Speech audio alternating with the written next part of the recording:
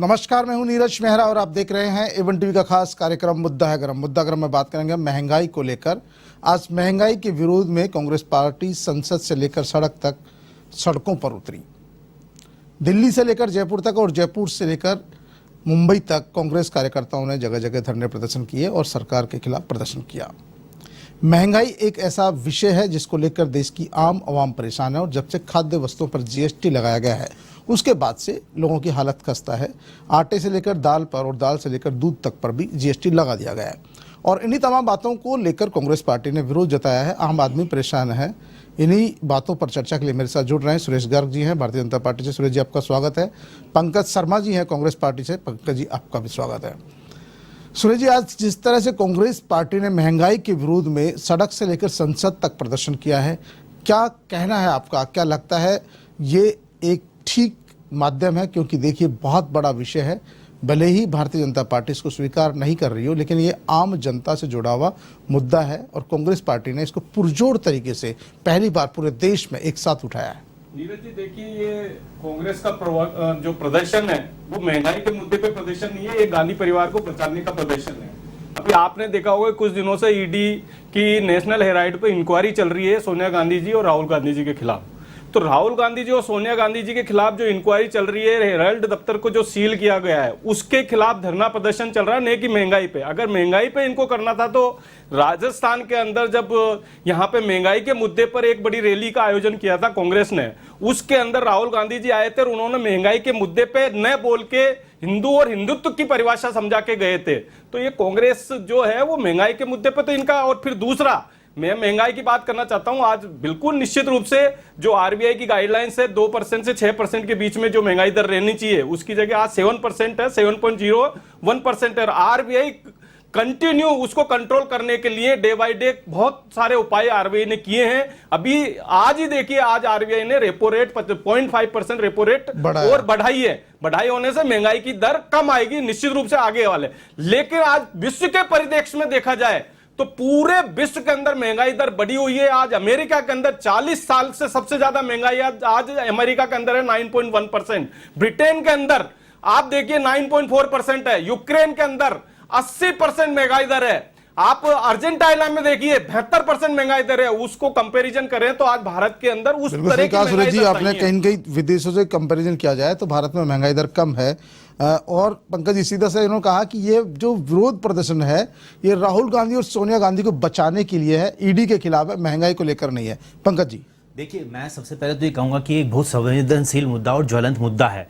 इस पर हमारे बीजेपी के प्रतिनिधि ध्यान भटकाने का काम कर रहे हैं। ये मुद्दा सिर्फ और सिर्फ देश में व्याप्त बहुत ज़्यादा महंगाई, जीएसटी और बेरोजगारी के लिए है। इन लोगों ने पिछले कुछ सालों में, पिछले 7 सालों में लगभग 22 करोड़ लोग से ज़्यादा लोगों ने एप्लीकेशन फॉर्म भरे, उसमें से सिर्फ 7 लाख लोगों को इन्होंने नौकरी दी है। महंगाई पर भी इन्होंने आटा, दाल, गुड़, दही, छाछ, इन सब पर जीएसटी लगा दिया है। इन्होंने घोड़ों की रेस पे जीएसटी नहीं लगाया, इन्होंने कसिनो पे जीएसटी नहीं लगाया, इन्होंने हीरे पे भी सिर्फ 1.5% जीएसटी लगाया है। लेकिन जो सबसे महत्वपूर्ण चीज है, आधारभूत चीजें हैं, खाने की जो भोजन की जो चीजें हैं, उन पर उन्होंने जीएसटी लगाकर जनता को भुखमरी के कगार पे पहुंचा दिया। इस देश में 22 करोड़ लोग रोज भूखे सोते हैं, 45 करोड़ से ज्यादा लोग बेरोजगार हो चुके हैं और ऐसी योजना लेके आ रहे हैं जिनमें ठेके पे इन्होंने अग्निपथ जैसी योजना को ठेके पर दे दिया है। तो ये देश को मुद्दों से भटकाने का काम ना करें, मुद्दों पर बात करें। मुद्दों पर कब चर्चा करेंगे ये देश को बताएं।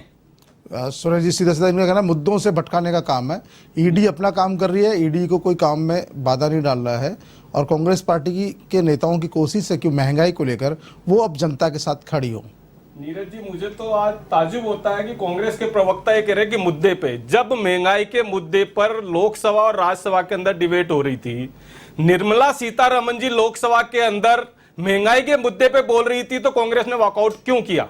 आपको अगर सुनने का मादा था तो जब निर्मला सीतारमण जी बोल रही थी महंगाई के मुद्दे पे, तो आपको रुकना चाहिए था। क्यों वॉकआउट किया? इसका मतलब है कि आपका महंगाई के मुद्दे से, महंगाई से कोई लेना देना नहीं है। ये अग्निपथ की बात करते हैं, आज 10 लाख लोगों ने अग्निपथ के अंदर आवेदन किया है, 80,000 महिलाओं ने अग्निपथ के अंदर आवेदन किया है। तो भैया अग्निपथ तो बहुत अच्छी स्कीम है। ये कहते हैं कि साहब राजस्थान, मैं ये कहता हूं कि राजस्थान में आप महंगाई के मुद्दे की बात करते हो तो राजस्थान में सबसे ज्यादा महंगाई दर है, राजस्थान में सबसे ज्यादा बेरोजगारी दर है। आज हिंदुस्तान की बेरोजगारी दर 6.8% है, लेकिन राजस्थान की बेरोजगारी दर 20% से ऊपर है। आज हिंदुस्तान में महंगाई दर 7.0% है, लेकिन राजस्थान में 8.08% है। तो क्यों नहीं राजस्थान में कम करते हो? आज पेट्रोल के अंदर हिंदुस्तान में एक्साइज ड्यूटी जो है 19 रुपए 90 पैसे है, राजस्थान में वेट 26 रुपए 82 पैसे है। डीजल के अंदर 15 रुपए 80 पैसे का एक्साइज ड्यूटी है, वेट 16 रुपए 62 पैसे क्यों है? राजस्थान के अंदर महंगाई क्यों है? जवाब दीजिए, कम करिए, राजस्थान की जनता को राहत दीजिए। राजस्थान में क्यों जो नहीं वेट राजस्थान की की दर जनता को राहत दी पंकज जाती जी, है? राजस्थान में जो वेट की दर है पेट्रोल और डीजल पर खासतौर पर उसी को लेकर मुद्दा बनाया जाता है। क्यों नहीं राजस्थान सरकार भी वेट देखिए, कम अगर ये करती है? कंपैरिजन करेंगे तो इन्हें पता चलेगा कि 2013 से लेके अब तक कितना वेट राजस्थान गवर्नमेंट ने बढ़ाया और कितना वेट सेंट्रल गवर्नमेंट ने बढ़ाया। सेंट्रल गवर्नमेंट ने 32% से ज्यादा वेट पर एक्साइज ड्यूटी बढ़ाई है और उसमें कोई कमी नहीं की है। ये लोग 10 रुपए बढ़ाते हैं, 10 रुपए कम कर देते हैं, जनता को बिल्कुल मुद्दों से भटका रहे हैं। और दूसरी बात ये कह रहे हैं कि अग्निपथ योजना में 10 लाख लोगों ने अप्लाई किया है। साहब 22 करोड़ लोग इस देश में फॉर्म भरते हैं, तब 7 लाख लोगों को आप नौकरी देते हो। 45 करोड़ लोग यहां बेरोजगार है और पिछले कुछ सालों में आपने पिछले 2 सालों में 2.5 लाख से ज्यादा लोग बेरोजगार हैं। जो आर्मी की वैकेंसी निकलने वाली थी उन वैकेंसियों का क्या हुआ? और आप जो हर साल 50,000 लोग रिटायर हो रहे हैं उनके लिए क्या प्लान है? उनको तो आपको नौकरी दी नहीं गई। आप कह रहे हैं अग्निपथ से योजना से 4 साल बाद आप उनको अकोमोडेट कर लेंगे। कहां अकोमोडेट करेंगे? पूरा प्लान बीजेपी के प्रवक्ता बताएं, इस देश को बताएं, राजस्थान को बताएं कि कहां जाएंगे। धरना प्रदर्शन करिए ना, अग्निपथ धरना प्रदर्शन करें तो आप करने नहीं दे रहे। आपने करने दिए, आप सुरेश जी, करने नहीं दे रहे। सुरेश जी, सुरेश जी, आप जनता की सुरेश जी, अग्निपथ योजना में, सुरेश जी अग्निपथ योजना में, देखिए सुरेश जी, पंकज जी, सुरेश जी, देश की आवाज सुननी पड़ेगी, पंकज की आवाज सुननी पड़ेगी। पंकज जी, करने देना चाहिए। पंकज जी, सुरेश जी, सबसे बड़ी बात है कि आपने कहा अग्निपथ योजना में 10 लाख युवाओं ने आवेदन किया। बेरोजगार युवक आखिर क्या करे? वो देख रहा है कि जितने समय मुझे रोजगार मिले, अगर जेलों में जितने डालने की धमकी देंगे, उन पे मुकदमे करने की पंकज जी, धमकी देंगे तो क्या करेंगे? पंकज जी, नहीं करने दिया आपने, क्या आवाज दबाया? आप किस तरीके से कह सकते हैं? आपने हर किसी की आवाज को दबाया। आपने किसान, युवा, बेरोजगार सबकी युवाओं को आवाज की दबाया। आपने किसानों को आवाज उठाने दी, आपने बेरोजगारों को आवाज उठाने दी, आपने विपक्ष को आवाज उठाने दी। सुरेश जी, पंकज जी, मेरा सवाल सुरेश जी से, सवाल सुरेश जी से, जब बेरोजगारी इस कदर बढ़ गई है कि युवा अब उस 4 साल की नौकरी के लिए भी कतार में लग रहे हैं, आपको लगता है कि इनके युवाओं की मजबूरी है? देखिए नीरज जी, अग्निपथ योजना बहुत अच्छी स्कीम है, अन्य देशों में भी चल रही है, हिंदुस्तान में भी ये लाए गए हैं और इससे युवाओं को रोजगार के अवसर बढ़ेंगे। 4 साल बाद में उनके पास में बहुत सारी अपॉर्चुनिटी मिलेगी। लेकिन मैं ये कहना चाह रहा हूं कि राजस्थान के अंदर बेरोजगारी दर, राजस्थान में बेरोजगारी दर आज 20% से ऊपर है, हिंदुस्तान में 6.8% है। जवाब दीजिए अंबानी जी के बारे में। भैया तुमने क्यों अडानी को ठेके दे दिए? चलो अगर भारतीय जनता पार्टी को अडानी को दिए तो कांग्रेस ने क्यों दिए? इनसे पूछिए कि अडानी को ठेके राजस्थान में राजस्थान में किसने दिए, ये बता दीजिए आप। सुरेश जी, लगता नहीं कैलाश विजयवर्गीय का जो बयान था वाकई में युवाओं की भावनाओं को भड़काने वाला था कि 4 साल बाद में अग्निपथ से जो रिटायर होंगे वो भाजपा कार्यालय। वर्गीय जी का कहने का मतलब ये नहीं था, कैलाश विजयवर्गीय का कहने का मतलब ये था कि हम युवाओं को मौका दे रहे हैं, युवाओं को अग्निपथ के अंदर भर रहे हैं और उनको कम से कम 25% तो वो परमानेंट रहेंगे, 75% लोग हैं जो अन्य जो डिफेंस की सर्विसेज है या सीआईएसएफ की सर्विसेज है उसके अंदर उनकी नियुक्ति होगी। इस तरह से कैलाश विजयवर्गीय का जो बयान है उसको तोड़ मरोड़ के बनाया गया है। मुद्दा आज बेरोजगारी का है और मुद्दा आज महंगाई का है। आज राजस्थान की जो बदतर स्थिति कर रखी है, गहलोत जी को केवल बाड़ेबंदी और दिल्ली के अंदर हाजिरी बजाने के अलावा कोई काम नहीं है। आज क्या किया है? 1.5 लाख एक बार पंकज जी की बात, आज ही अखबार में पंकज जी की बात, केवल 1.5 लाख रोजगार दिया आपने, पंकज जी की बात का वादा करके। पंकज जी की बात एक बार सुने, 2 लाख का वादा करके कितने लोगों को राजस्थान, पंकज जी, आपने सुरेश जी एक बार पंकज जी की बात सुने, आखिरकार कितने लोगों को रोजगार दिया राजस्थान सरकार ने? क्योंकि राजस्थान में तोड़ने के लिए जो बेरोजगारी की दर है बहुत ज्यादा है, युवा लगातार धरने प्रदर्शन कर रहे हैं।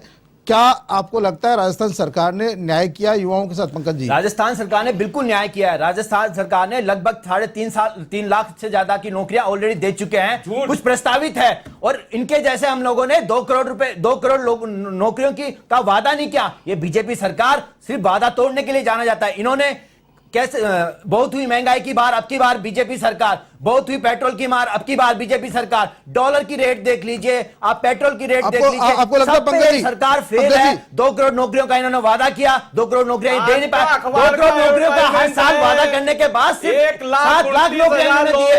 जनता को बताएं। चलिए कम से कम चैनल पे कम से कम मुख्यमंत्री चलिए कम से कम आधिकारिक रूप से आपने भी स्वीकार किया, आधिकारिक रूप से एडवर्टाइजमेंट को सुरेश जी, सुरेश जी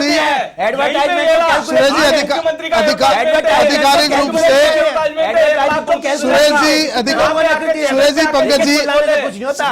पंकज जी आधिकारिक रूप से, चलिए आधिकारिक रूप से अगर 1,29,000 युवाओं को रोजगार मिला तो भी कहीं न कहीं अच्छी बात है। मैं एक बार पंकज जी, सुरेश जी, आप आज के कांग्रेस के इस विरोध प्रदर्शन को किस तरह देखते हैं? क्या आपको लगता है कांग्रेस पार्टी में एक नई जान फूकेगी इस प्रदर्शन से? कहीं न कहीं युवा जुड़ेंगे इससे या आम जनता जुड़ेगी इस प्रदर्शन से? जी, आम जनता तो कांग्रेस के साथ है ही नहीं। आपने देखा होगा पिछले लगातार चुनाव के अंदर कांग्रेस से वोटर खिसकता जा रहा है। अभी 5 राज्यों के चुनाव हुए थे, कांग्रेस की क्या हालत हुई है, जमानतें जब्त हुई है।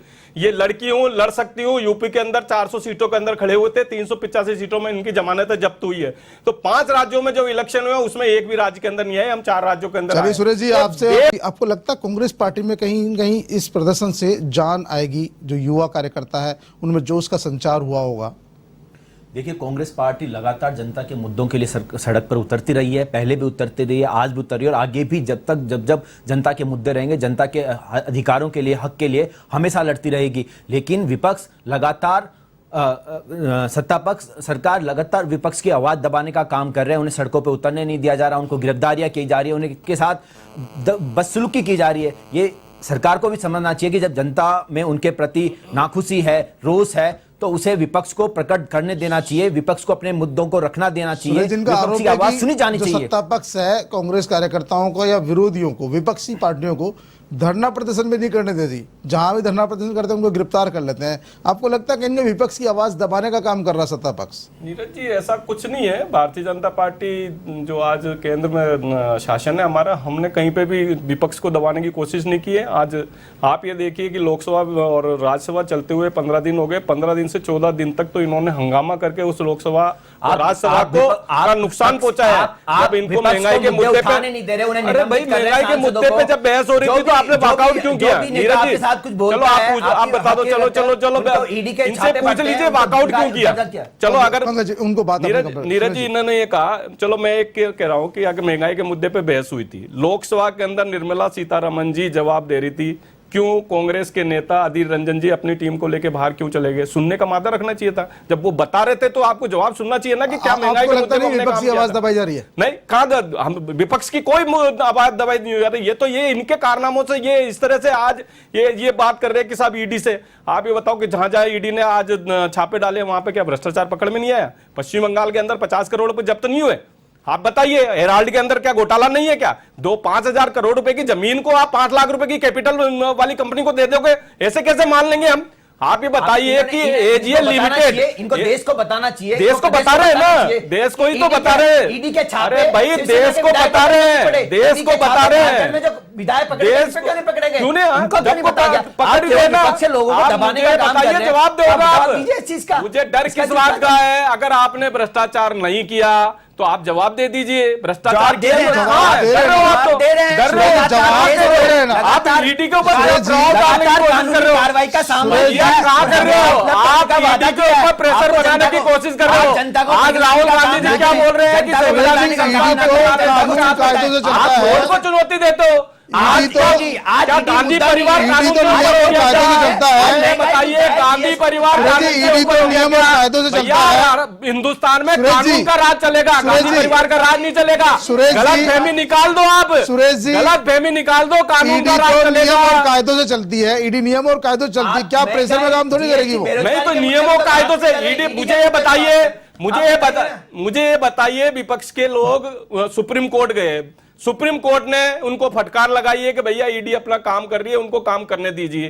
कहां तकलीफ है? ईडी जहां पे भी भ्रष्टाचार हो रहा है वहां पे वो छापे डाल रही है, जहां पे मनी लॉन्ड्रिंग हो रही है वहां पे ईडी जा रही है और सुप्रीम कोर्ट ने उसकी मोहर लगाई है। फिर तकलीफ सबसे की बड़ा बात आरोप इनको। यह है कि जहां जहां पर भाजपा के विरोधी पार्टियों की सरकारें हैं, केवल उन्हीं के नजदीकी लोगों पर, केवल विपक्षी पार्टियों के नेताओं पर ही ईडी की कार्रवाई क्यों होती है? आखिरकार क्या सारे जो सत्ता पक्ष के लोग हैं दूध के धुले हुए हैं, या सत्ता पक्ष को समर्थन करने वाली पार्टियां हैं, या उनके समर्थक है जो बड़े बड़े व्यापारी है, वो तमाम लोग बिल्कुल पाक साफ है, उन पर कभी कोई कार्रवाई नहीं हुई? नीरज जी मुझे ये बताइए कि चलो ईडी काम कर रही है तो आप जाइए ना, सुप्रीम कोर्ट जाइए, हाई कोर्ट जाइए ना, प्रूफ देके जाइए ना उनके पास में, सुप्रीम कोर्ट संज्ञान लेगी। आप सुप्रीम कोर्ट के पास जाइए कि भारतीय जनता पार्टी का ये नेता है वो करप्ट है या इसने भ्रष्टाचार में लिप्त है, सुप्रीम कोर्ट में जाइए ना। अगर ईडी कार्रवाई नहीं कर रही है तो ईडी जहां जहां पे भी भ्रष्टाचार या जहां पे भी मनी लॉन्ड्रिंग की बात आती है वो ईडी पहुंचती है। आपने पश्चिम बंगाल में भी देख लिया होगा, महाराष्ट्र में भी देख लिया होगा, नेशनल हेराल्ड के अंदर में मामला भी देख लिया होगा कि एक स्वतंत्रता सेनानियों ने बनाई हुई कंपनी को एक माँ बेटा हड़पने की कोशिश कर रहे हैं। इससे ज्यादा इस देश की दुर्गति क्या हो सकती है? 5,000 बहुत बड़ा गंभीर आरोप लगाया सूरज जी, कंपनी को माँ बेटे हड़पने की कोशिश, बहुत बड़ा गंभीर आरोप लगाया कि माँ बेटा एक कंपनी को हड़पने की कोशिश कर रहे हैं। 76% होल्डिंग करने पे माँ बेटा हड़पने की कोशिश कर रहे हैं। एक बार बीजेपी के प्रतिनिधि से मैं ये कहना चाहूंगा कि ईडी मुद्दा नहीं है, आज महंगाई मुद्दा है, जीएसटी मुद्दा है, बेरोजगारी मुद्दा है। आप फिर ध्यान भटकाने का काम कर रहे हैं केंद्र सरकार की तर्ज पे। आपको क्या लगता है? दूसरी बात ये कह रहे हैं कि ईडी ने सब जहां जहां कानूनी कार्रवाई का पालन किया और ईडी ने हर जगह किया है जहां जो गलत है। मैं इनको बताना चाहता हूं 5,500 से ज्यादा केसेस ईडी में दर्ज है और कार्रवाई आपने सिर्फ 23 लोगों पे की है, 23 संस्थाओं पे की है। आप ये बताओ कीजिए ना कि आपने सेलेक्टिव जो कर रखा ना पैरामीटर वो बिल्कुल गलत है। आपने केवल विपक्ष से लोगों को परेशान करने का एजेंडा बनाना चाह रहा हूं महंगाई पर चर्चा हो। सूरज जी महंगाई पर चर्चा हो। आपको लगता है पंकज जी जो आज प्रदर्शन हुआ है उसके कारण सरकार पर दबाव पड़ेगा, या आपको लगता है पार्टी अभी और लंबे समय तक इस विषय को जनता के बीच ले जाएगी? क्योंकि कोशिश की है, आज कहीं न कहीं कोशिश की है, आम जनता नहीं जुड़ी, सिर्फ कांग्रेस का कार्यकर्ता जुड़ा है, वो भी पूरी तरह से नहीं जुड़ा अभी तक। देखिए विपक्ष कांग्रेस पार्टी जयपुर से दिल्ली तक, रायपुर से मुंबई तक हर जगह प्रदर्शन कर रही है और हम बिल्कुल संकल्पित हैं जनता के लिए कि जनता से जुड़े मुद्दे, महंगाई हो, जीएसटी हो, बेरोजगारी हो, इन सब पर सत्ता पक्ष को, सरकार को हमारी बात सुननी पड़ेगी और कब रेट जो जीएसटी इन्होंने लगाया है उनको कम करना पड़ेगा, रोजगार पैदा करने पड़ेंगे। इनके सिर्फ ढकोसले वादों से काम नहीं चलेगा। लगातार ये वादे तोड़ रहे हैं, जिन वादों को लेकर सत्ता में आए थे उन वादों को इन्होंने बिल्कुल भी पूर्ण नहीं किया। आप इनके सारे वादे उठा के देख लीजिए, भले वो रोजगार से जुड़े हो। इन्होंने कहा था कि 2 करोड़ रोजगार हम हर वर्ष देंगे, इन्होंने कितने रोजगार दिए? सिर्फ 7 सालों में 7 लाख रोजगार इन्होंने क्रिएट किए हैं और ये वादे करते हैं 10 लाख रोजगार हम एक साल में दे देंगे। पिछले कुछ दिनों पहले मोदी जी ने कहा था हम अगले दिसंबर तक 10 लाख रोजगार क्रिएट कर देंगे। कहां क्रिएट कर देंगे? आपने पिछले 8 सालों में तो क्यों 7 लाख लोगों को रोजगार दिए हैं। इन्होंने कहा था बहुत हुई महंगाई की बार, अब की बार मोदी सरकार। आप महंगाई का परसेंटेज देखिए, उच्चतम स्तर पर 30 सालों में सबसे उच्चतम स्तर पर महंगाई इस बार है।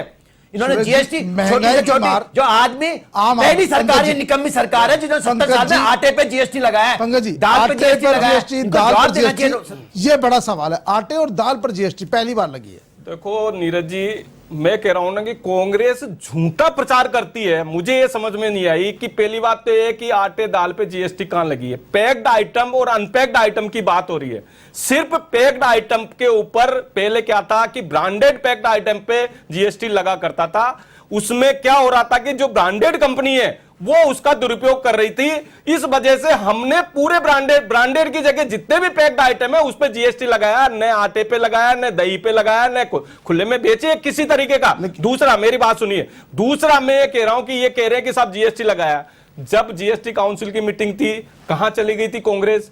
राजस्थान का प्रतिनिधि शांति धारीवाल जी गए थे, क्यों नहीं अपोज किया? अगर आपने अपोज किया है तो प्रेस कॉन्फ्रेंस करके बताते कि हाँ हमने जीएसटी काउंसिल के अंदर इसका विरोध किया। जब जीएसटी काउंसिल की मीटिंग होती है तब क्यों नहीं विरोध करते? फिर दूसरा, अगर आप ये चाहते हो तो जीएसटी के अंदर 50% स्टेट का होता है, 50% सेंट्रल गवर्नमेंट का है मादा। अभी घोषणा करके जाइए कि जो 50% हमें राजस्थान में मिलता है उसको हम जीएसटी में से हटा देंगे। ये घोषणा अगर आपको इतनी हिम्मत है मैं तो आप घोषणा की, देखो आप घोषणा घोषणा कर सकते हैं न पंकज जी क्यों नहीं कर घोषणा सकते? अगर मान लो ये मैं बात तो कर रहे हैं कि पहली बात तो ये है कि देखिए, जीएसटी काउंसिल के अंदर देखिए, जीएसटी आप काउंसिल के अंदर इन्होंने विरोध क्यों नहीं किया? जीएसटी काउंसिल में और फिर दूसरा हमने किसी तरीके का जीएसटी लगाया नहीं है। और जब इससे जीएसटी से बात रखने देंगे पंकज जी, आप अपनी बात रखें। जब टैक्स लगता था, देखिए दोनों इस हैसियत में नहीं है कि वो अपनी यहाँ कुछ घोषणा कर दें और क्रियान्वित हो जाए। सबसे बड़ी बात ये देखिए, कह रहे हैं कि जीएसटी काउंसिल में इन्होंने विरोध दर्ज क्यों नहीं करा। देखो जी जीएसटी बिल्कुल, विपक्ष काउंसिल पे में आरोप ये लग रहा है कि जीएसटी काउंसिल में मैं विरोध उसका खंडन क्यों कर नहीं देना करा? चाहता हूं कि जीएसटी काउंसिल में हमारा प्रतिनिधित्व कांग्रेस पार्टी का प्रतिनिधित्व बहुत कम है और वहां फैसला लिया गया मेजोरिटी से। तो मेजोरिटी से फैसला लिया गया, उसमें हमारी सहमति नहीं है। हम उसमें ऑलरेडी कहते हैं कि आप उसमें विरोध दर्ज कर दें। और ये कह रहे हैं कि जीएसटी कलेक्शन का राज्यों का हिस्सा अभी तक भी नहीं दिया है। इन्होंने राज्यों का हिस्सा अभी तक नहीं दिया है। शांति धारीवाल जी जो प्रतिनिधि गए थे उन्होंने विरोध किया था का ये बता दीजिए। अगर विरोध किया तो दूसरे दिन प्रेस कॉन्फ्रेंस करनी चाहिए थी आपको कि हाँ हमने जीएसटी काउंसिल के अंदर विरोध किया, क्योंकि आपने उस टाइम तो विरोध नहीं किया और आप जाके आप झूठे वादे करते हो कि साहब जीएसटी लगा दिया। अरे भाई, जब आपको अगर मान लो इस पे विरोध करना था तो काउंसिल के अंदर विरोध करना चाहिए था। आपको लगता सुरेश जी, अभी पंकज जी, सुरेश जी ने कहा कि आटे दाल पर कोई जीएसटी नहीं है, खुले में आटा दाल खरीदोगे कोई जीएसटी नहीं लगेगी। आपको लगता है अभी भी देश की आबादी बहुत ज्यादा? देखिए, मैं बहुत क्लियर कर देना चाहता हूं, इन लोगों की बीजेपी की तो मानसिकता हमेशा से एक इस तरीके की असमानता क्रिएट करने के लिए। आप क्या कहना चाहते हैं कि पैकेज्ड खाना, पैकेज्ड आटा, पैकेज्ड दाल, क्या जो एक बिलो पॉवर्टी लाइन वाला है वो बंदा नहीं खा सकता? एक तरह से आप आर्थिक असमानता का क्रिएट कर रहे हैं इस देश में। आप 80 करोड़ लोगों को अनाज देके एक तरीके की आप जिस तरीके की आप क्रिएट करना चाह रहे हैं आर्थिक असमानता की, हम तो पैकेज करें 10 रुपए में। एक व्यक्ति 20 रुपए किलो का आटा खरीदता है, एक 32 रुपए किलो खरीदता है, तो सबकी अपनी अपनी कैपेसिटी है, जिसकी जितनी पेंगे। आज के दौर में जब हम एक साफ सुथरे और कोविड के बाद में हाइजीन चीजों की बात करते हैं तो आजकल सब जगह पैकेजिंग आने लग गई। तो क्या जो 20 रुपए का खारा आटा और उसमें पैकेजिंग है तो वो क्या उसको खाने का, शुद्ध खाने का अधिकार नहीं है? आप किस तरीके की आर्थिक समानता क्रिएट कर रहे हैं इसमें? बीजेपी के प्रतिनिधि को बताना चाहिए देश को कि किस तरीके की आर्थिक असमानता क्रिएट कर रहे हैं। प्रतिनिधि ने बता दिया कि साहब हमने तो पैकेज आइटम पर जीएसटी लगाया। तो मैं यही तो कह रहा हूं कि पैकेज आइटम पे जो शुद्ध खाने का असर पड़ रहा है, गरीब आदमी को बताइए जनता पर क्या असर पड़ रहा का है? अधिकार नहीं है। पंकज जी आप बताइए, जनता खाने का अधिकार नहीं है। पंकज जी आप बताइए जनता पर क्या असर पड़ रहा है जीएसटी का? आप जनता पर आपको मौका मिल रहा है, बताइए। जनता पे असर पड़ रहा है ना साहब। आप पेट्रोल पे देख लीजिए, डीजल पे देख लीजिए, आप गैस पे देख लीजिए, इवन सीएनजी गैस पे भी इन्होंने इतनी रेट बढ़ा दी है पिछले कुछ सालों में, 60 रुपए से ज्यादा बढ़ा दिया। और क्या अब पेट्रोल में सीएनजी की रेट में बहुत कम डिफरेंस रह गया। इन्होंने आटे में बढ़ा दिया। गरीब आदमी जो 100 रुपए 200 रुपए कमाता था उस पर वो कैसे वहन करेगा? आपने सरसों के तेल पे दाम बढ़ा दिया। सरसों का तेल 80 रुपए आता था 2013 में, अब आपने 100-200 रुपए कर दिया उसे। सूरज जी, लोगों के लिए बड़ी मुश्किल हो गया। आटे दाल का भाव आपने आसमान पर चढ़ा दिया, आम आदमी की थाली से रोटी और दाल गायब हो गई। और इन्होंने तो जो नीरज जी मैं जवाब देता हूँ। इन्होंने कहा कि रोटी दाल गायब हो गई, दाल भात गायब हो गया। हाँ, बारी बारी से जवाब दो। इन्होंने कहा पेट्रोल और डीजल पे 1 मिनट का समय, आप 1 मिनट। हाँ, मैं पेट्रोल डीजल पे आज हिंदुस्तान में सबसे ज्यादा महंगा पेट्रोल और डीजल राजस्थान में मिल रहा है। हमारी एक्साइज ड्यूटी 19 रुपए 90 पैसे है, आज 26 रुपए 62 पैसे वेट है राजस्थान के अंदर पेट्रोल में। डीजल पे 15 रुपए 80 पैसे एक्साइज ड्यूटी है और 16 रुपए 62 पैसे डीजल पर वेट है, जो कि सबसे ज्यादा महंगा राजस्थान के अंदर मिल रहा है। सबसे पहले आज सीएनजी के अंदर 5.5% वेट राजस्थान के अंदर है, 5.5% है भैया। कम करो, अरे कहां से? हमारे टाइम पे 26% पेट्रोल पे था, आपने 36% कर दिया था वेट भैया। वसुंधरा जी की सरकार थी जब 26% पेट्रोल पे वेट था। आप तो झूठ बोल रहे हैं। 26% था, सबसे पहले राजस्थान के अशोक गहलोत सरकार के नेतृत्व में काम किया गया। जनता ने आपको छोड़ दिया। आप बोल रहे हैं पूरे हिंदुस्तान से कांग्रेस मुक्त हो रही है आपकी झूठ की वजह से। प्रधानमंत्री जी का वीडियो है, हर चीज का प्रचार करने का वीडियो है। विचार करो, बार-बार उनको आगे कर देना। लीडरशिप मुद्दा नहीं है, यहाँ महंगाई मुद्दा है, जीएसटी मुद्दा है, बेरोजगारी मुद्दा है। आप उन मुद्दों पे बात कीजिए। चलिए पंकज जी, सुरेश जी, आपने अपने अपनी पार्टी की बात रखी। सुरेश जी आपने और पंकज जी ने अपनी अपनी बात रखी। दोनों ही पार्टियां अपनी अपनी बात पर है कि सुरेश जी को लगता है कि राजस्थान में पेट्रोल और डीजल पर जीएसटी राजस्थान सरकार ने कम नहीं किया। वहीं पंकज जी को लगता है कि केंद्र सरकार ने जिस तरह से दाल और आटे पर जीएसटी लगाया उससे आम आदमी की कमर टूट रही है। वाकई में देखिए, कहीं न कहीं महंगाई एक बड़ा मुद्दा है। भले ही आज हम इसको किसी भी तरह देख लें, पैकेज्ड आइटम बहुत कम लोग खाते हैं, लेकिन खुला जो है बहुत बड़ी संख्या में उसका ग्राहक है। ऐसी स्थिति में सरकार को इस विषय पर चर्चा करनी होगी। मुद्दागरम में आप दोनों पधारे, आप दोनों का बहुत बहुत धन्यवाद। मुद्दागरम के बाद A1 टीवी में खबरों का सिलसिला जारी रहेगा, तब तक देखते रहिए A1 टीवी।